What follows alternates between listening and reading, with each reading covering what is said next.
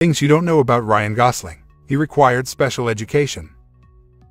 Ryan Gosling openly admits he wasn't the star student. He even brought steak knives to school, tossing them around.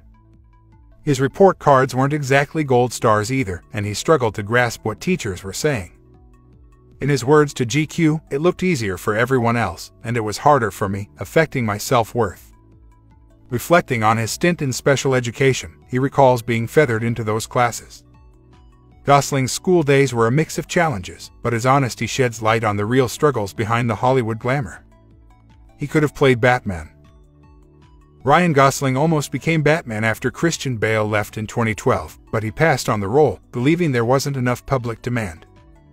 He mentioned he might reconsider if his director friend Damien Chazelle was involved. Interestingly, Gosling also had the chance to play Doctor Strange, which went to Benedict Cumberbatch. If he had accepted, he would have shared the screen with his ex-girlfriend Rachel McAdams as his love interest. While some might wonder what could have been, Gosling's choices suggest he made the right moves for his career. He stole his accent from Marlon Brando. Gosling's got a one-of-a-kind way of talking, but surprise, it's not his original accent. In a 2010 W magazine interview, he spilled the beans that he thought the Canadian accent didn't sound tough. So, as a teen, he decided to sound tougher and literally transformed his speech by copying Marlon Brando's style. We're not sure if that's still his go-to accent today, but it's a quirky and amusing tale of Gosling's quest for a tougher tone. He learned the piano for La La Land.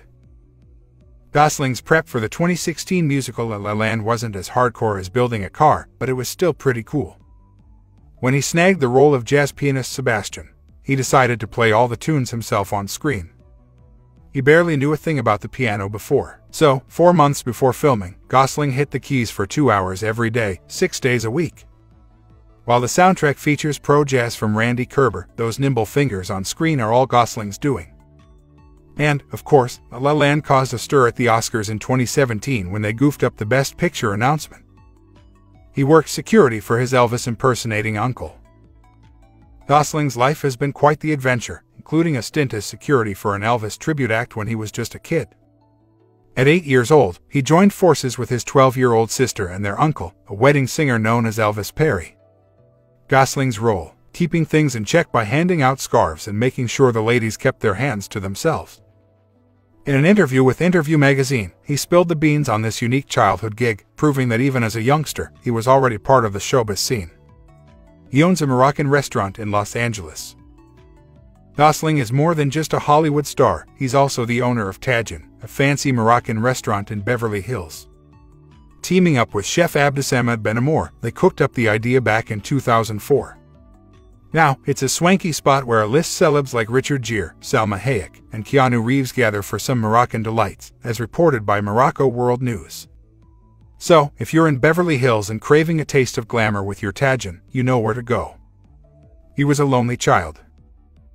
Gosling's dad was a sales wanderer, making the Gosling crew constantly on the move. Growing up in Ontario, Canada, this nomadic lifestyle made Ryan's childhood a bit lonely. At 10, he got a break from regular school, thanks to a short stint of homeschooling by his mom. Even after rejoining the school scene, fitting in was a challenge, and it wasn't until he hit 15 that Gosling finally found his groove and made some pals. He once lived with Justin Timberlake.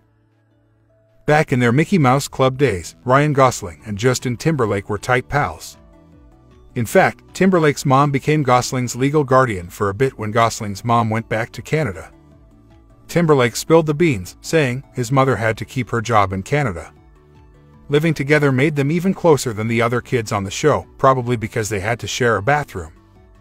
While they're not in touch anymore, their childhood friendship is a cool throwback to their early days in showbiz.